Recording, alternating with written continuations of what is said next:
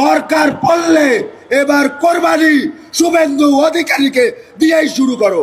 কোন মুসলমানের ধর্ম নিয়ে অবমাননা করার ক্ষমতা ডোনাল্ড ট্রাম্পেরও নাই, সেখানে তো শুভেন্দু অধিকারী একটা সামান্য পুঁটি মাছ।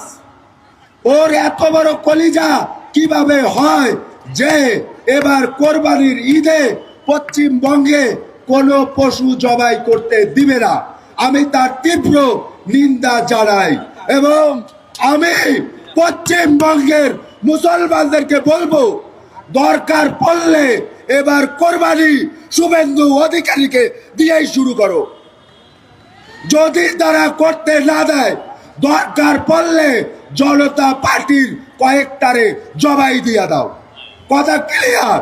মুসলমান সেই বিলাই না, মুসলমান মুহাম্মাদুর রাসূলুল্লাহ সাল্লাল্লাহু আলাইহি সাল্লামের উম্মত।